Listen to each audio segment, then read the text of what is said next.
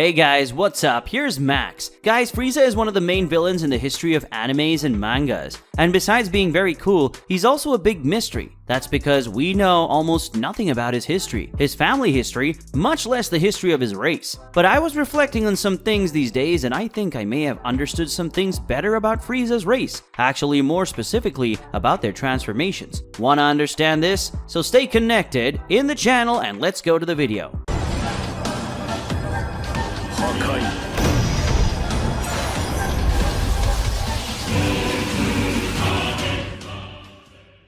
Frieza has many transformations. There is the Namek Saga, he used 4 forms, and in Dragon Ball Super he still came back with a golden form, but nowadays he basically uses 2, which is his true form and the golden form. The other 3 that we saw there in the Namek Saga have become useless. That's because those old forms served for Frieza to contain his power, since when he was in his normal form, he couldn't control his powers, and so he needed to restrict his powers with other transformations. So unlike the Saiyans and other races who needed to transform to get stronger, Frieza transformed to get weaker, and the closer he got to his original form, the stronger he got. But that changed with the golden form, as the golden form is an evolution of his true form. So now he keeps himself in his original form by better controlling his powers and transformations to increase his powers like everyone else does. But what if I told you that there may be secrets and symbolism behind all these transformations that Frieza has shown so far? Look guys, it's going to seem a little crazy at first, but I'm sure you'll see some sense in what I'm saying. As I said before, Frieza had 4 forms originally. In the first form, he was very short and with little horns. He looked like a little kid.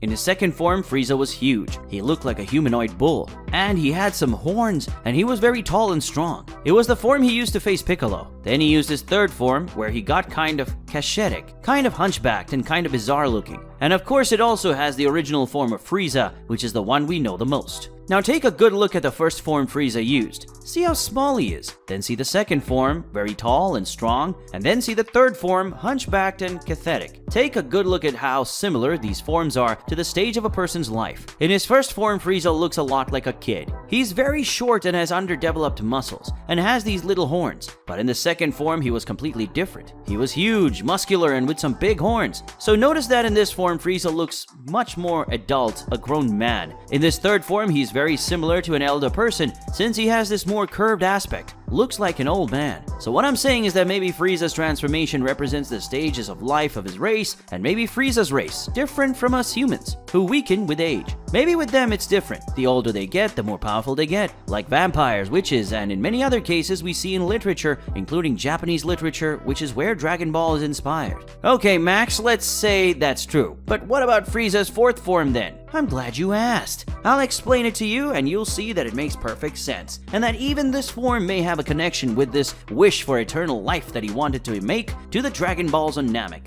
Anyone who saw the Namek Saga knows that Frieza had a fourth form, which would actually be his original form, and this form was so powerful that not even he could master his powers while in it. And that was why he kept to his other forms. So guys, what if actually staying in the last form was dangerous for Frieza? Think about it. He released so much power in this form that he couldn't control himself and needed to stay in the other forms, so this can lead us to conclude that in fact, Frieza could even die if he stayed in his form for too long. Maybe in his original form, he would be releasing too much energy in an uncontrollable way and would die. So maybe when Frieza wanted to ask for eternal life on Namek, actually the reason behind it could be that he wanted to be able to stay in his original form without any worries. In Dragon Ball Super, as he learned to control himself to the point of being able to remain in his original form without problems, this wish made no sense anymore. So we could assume that this fourth form of Frieza was actually not a form that fit the standards of his race, but an extra form, a form that went beyond the life of someone of his race, a form that lay between the life and death.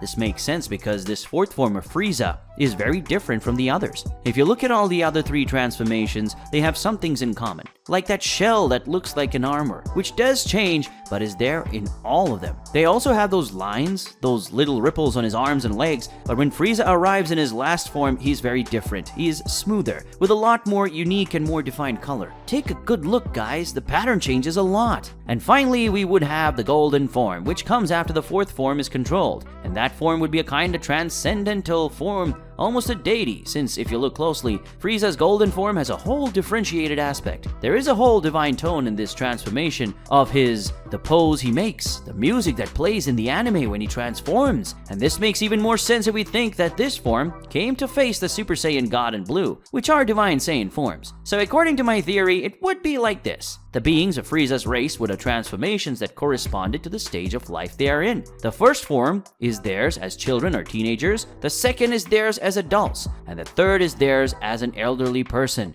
The fourth form, achieved by Frieza, is a form that goes beyond these three phases, and that's why it's so powerful that he couldn't control his powers. And then there's the golden form, which is a transcendental form that almost reaches the divine. And maybe people like Frieza, who had the special fourth form, could move between the other forms. That is, release the powers of all stages of life. And what makes me think that maybe Frieza was special and transformed like that is because Cold, his father, appeared and died in a form similar to Frieza's second form, which would be the adult form here in this theory. So if you think about it, he should have used the other transformation against Trunks. He should have an original form too, but he didn't. So maybe he was an ordinary adult, and that's why he was just in that form, different from his son who transcended all that.